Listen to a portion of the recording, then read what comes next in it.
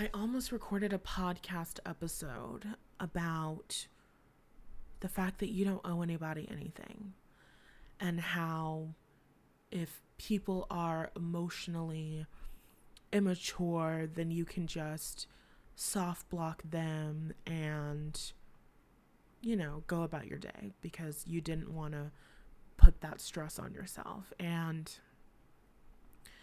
the truth is that I was lying to myself. I was avoiding a hard conversation. I had developed an acquaintance that I several months ago wanted to turn into a friendship, but now I realize I don't want to turn it into a friendship. I don't want to become closer. We don't have the same core values or beliefs. We don't talk often. We just have kind of sort of sent things back and forth to, each other's Instagram story every once in a while, but we haven't really been close. I don't see the relationship getting closer, and I don't feel joy when I click and watch her Instagram story. I don't feel excited when I watch her Instagram story. I don't laugh when I watch the story that she shares. I don't feel as though we are compatible for being friends.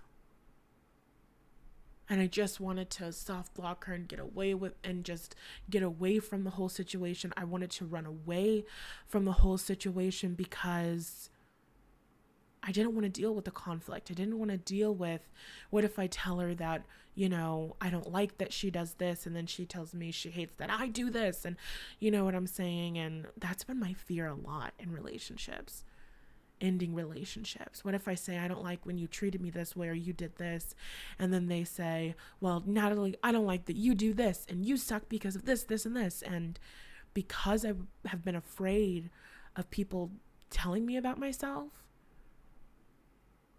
I developed a pattern of wanting to run away from those hard conversations, but that's not who I am. And that's not what I do. And it's been a while since I've ended a friendship or an acquaintanceship, and I've never, done it like this, or not done it like this, but I've never done it with someone who was an acquaintance and not a friend. So I just felt to come on and talk about it. This is the message that I sent, quote unquote.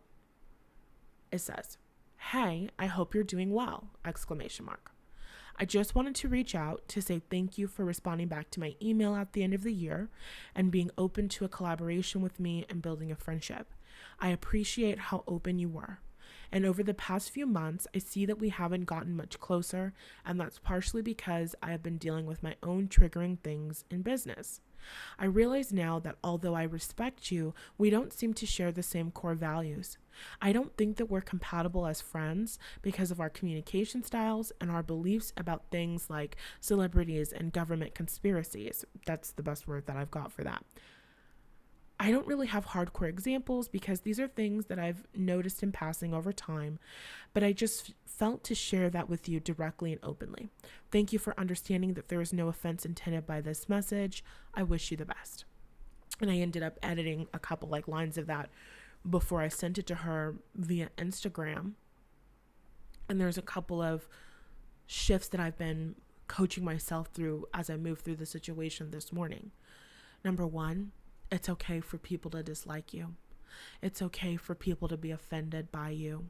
It's okay for people to dislike the choices and decisions that you're making. A part of me was afraid to end the friendship, acquaintanceship, because then that would be one less person or I would be alone. But that's not true because I'm clearing space. And it's not just that people take up physical space or energetic space in our lives, but it's about the identity that we hold. Am I the woman who has people around her that don't align with her just because I want to look like I have people around me, just because I want to look like I have friendships? No.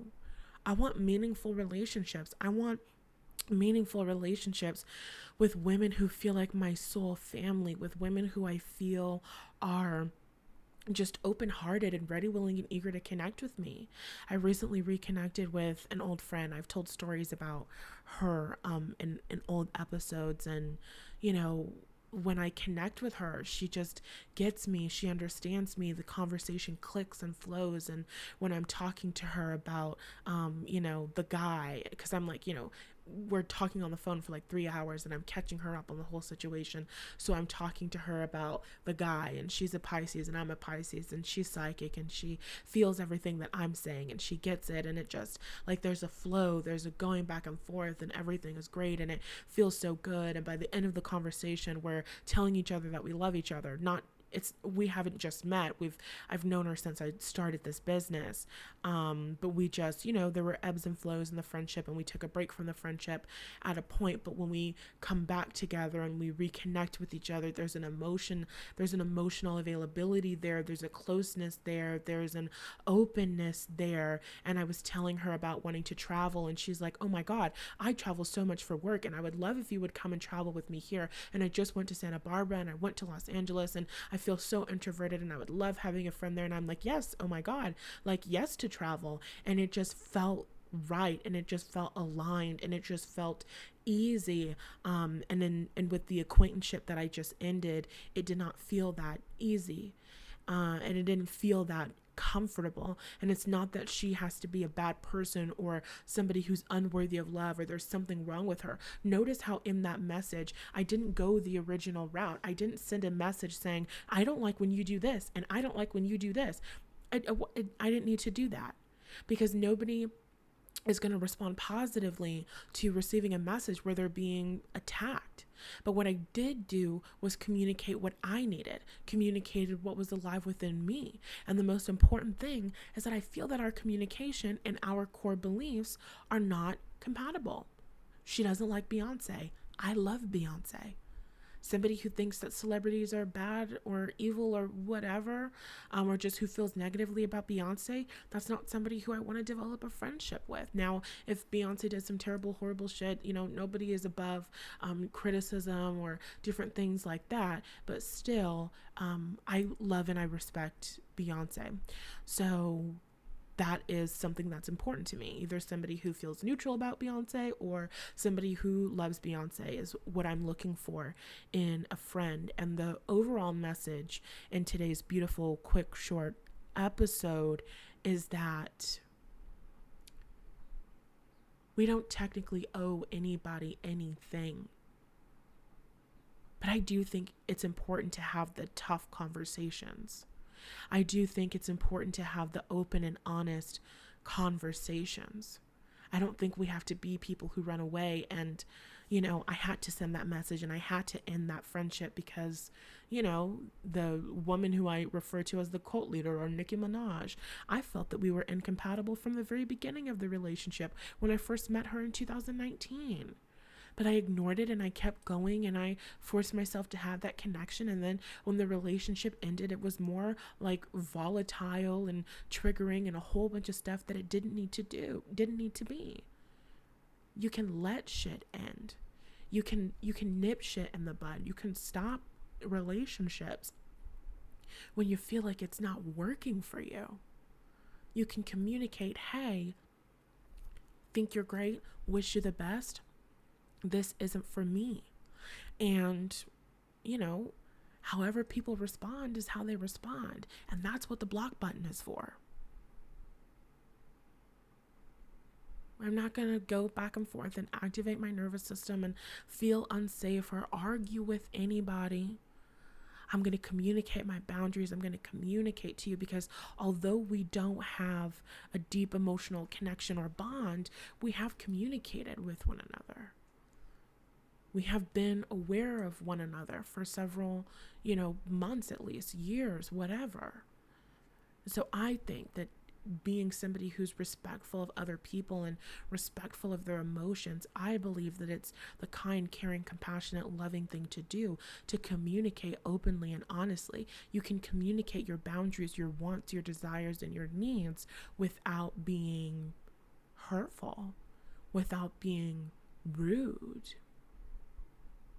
So I thought that this might help you.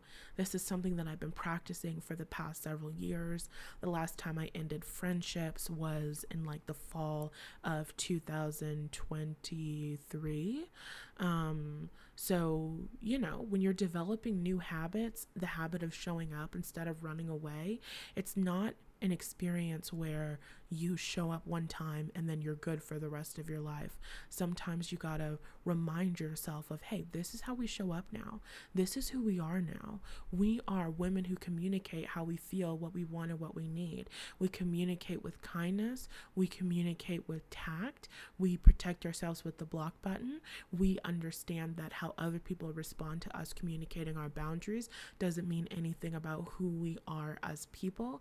We are open, we are honest, we are as respectful to other people's emotions and feelings as we can possibly be, and we are also responsible for our own well-being.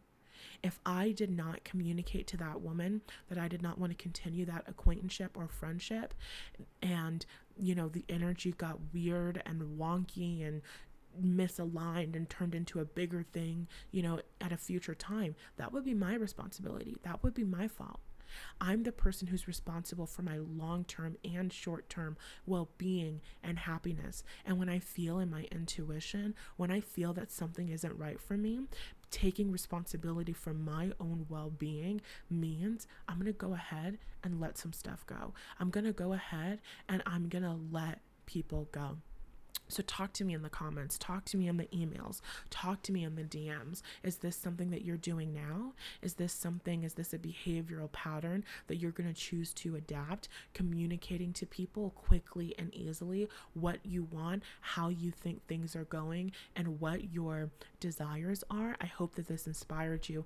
I hope that it gave you some mindset shifts and it supported you. The Love After Loss course is open for enrollment. It is a course on moving on from heartbreak to allow in your soulmate. But this course is also going to help you deal with your relationship trauma, that relationship pain, the limiting beliefs I was talking about, being afraid of being alone, being afraid of, walking away from the popular group of girls. What if her and the rest of the girls don't like me anymore because of what I said, or, because I don't want to be her friend? What if I can't be friends with anybody else in the group?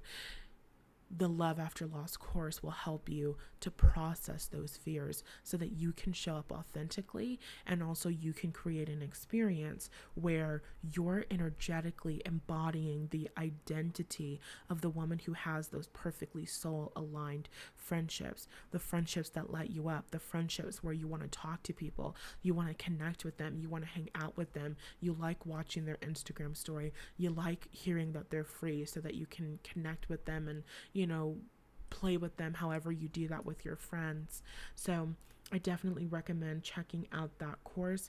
I've also got a free 3-day training called Drop Your Defense. You can learn more about that training and reserve your spot using the link in the show notes or on YouTube. That training is going to take place from June 3rd, 2024 until June 5th, 2024. The replay will be available until 11:59 p.m. on June 7th, 2024. If you are feeling ready for the love of your life, but you're feeling weary because of negative experiences you've had with men, this is the free 3-day live training event for you. I love you so much, and I'll talk to you again on Thursday.